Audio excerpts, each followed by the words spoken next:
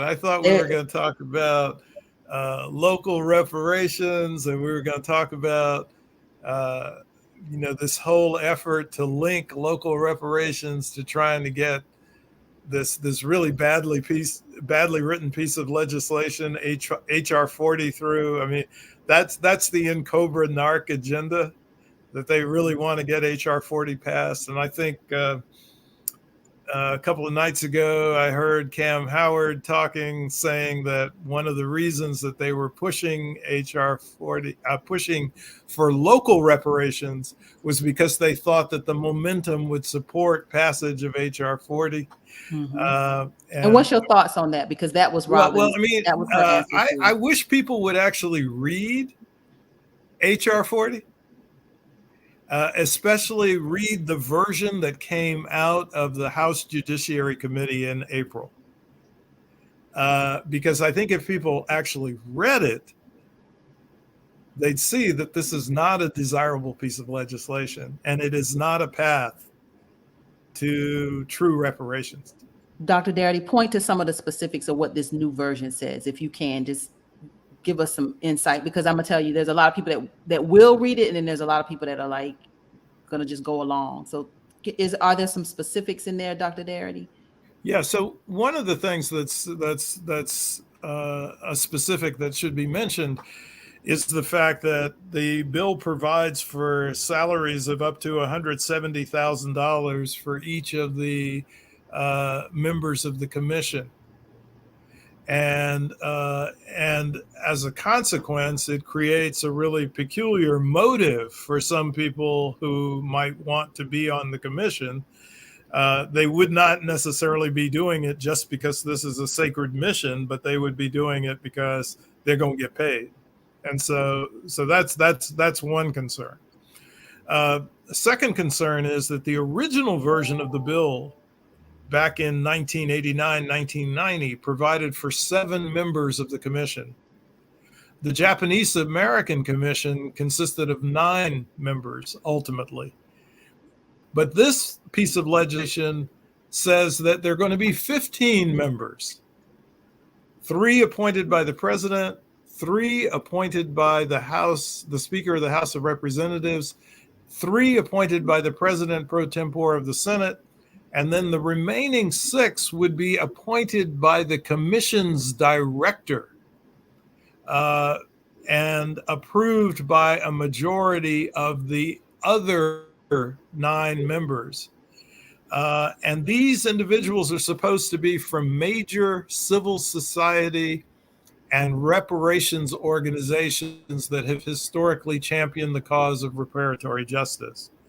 Now, since I'm aware that this piece of legislation has been rewritten on a number of occasions, primarily by NAARC, I'm also aware that the objective of having those 6 positions is for them to be the representatives who get appointed by whoever is the director. And so we ought to think about this as being a commission that is heavily influenced by NCOBRA and NAARC and their particular agenda for reparations. So that's the second big point. A third related point is a quorum for the commission is 7 persons in the legislation, 7 persons out of 15, which means you could have a quorum that would consist of less than half of the members of the commission. In fact, you could have a quorum if you simply had the 6 people who were appointed by the director and 1 more person. And so there's some shenanigans going on there. And I think the next to last thing I'll mention is that this particular version of the law says that the Federal Advisory Committee Act does not apply to this particular commission. The Federal Advisory Committee Act is the act that mandates that commissions are responsible for conducting all of their proceedings in the public eye. that they have to have hearings, that they have to make public the substance of their deliberations and so forth.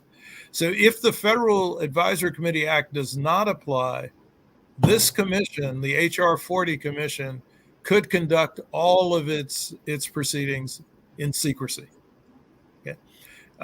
And then the last thing I'll mention is the bill is entirely open-ended about what ultimately the commission would be recommending to Congress in the way of reparations plans. And this means in turn that there's no assurance that the reparations plan would be designed to establish the eligibility of Black Americans who are descendants of U.S. slavery. There's no assurance that the bill would prioritize elimination of the racial wealth gap. There's no assurance that the bill would be designed for direct payments to be made to eligible recipients. And in fact, one of the comments that Cam Howard made the other night, and he's the vice chair, he's a national vice chair for NCOBRA, or a national co-chair for NCOBRA.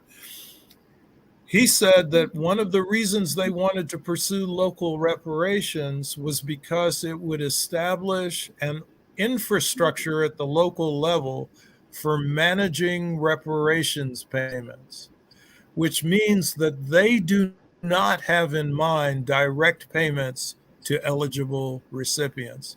They have some sort of notion that there'd be some third party that would be managing the receipt of the reparations funds.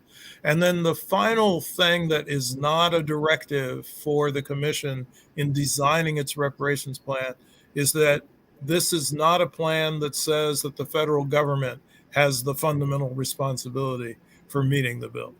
So I think HR 40 is a terrible piece of legislation, but there's a number of people who have endorsed it without ever actually reading the bill. I think I'm speechless because I haven't read this new version. I've skimmed some of it, but I that's a mic drop, Dr. Darity. I feel like we're being bamboozled, and I'm not feeling all right with this at all. Yeah, I think one of the tragedies is that people have been encouraged to think that supporting HR 40 is supporting reparations. And I think we have to sever the two. Being against HR 40, you might be opposed to it because you generally don't like the idea of Black reparations. But you can also be opposed to HR 40 because it's not going to get us to true reparations. And that's my position.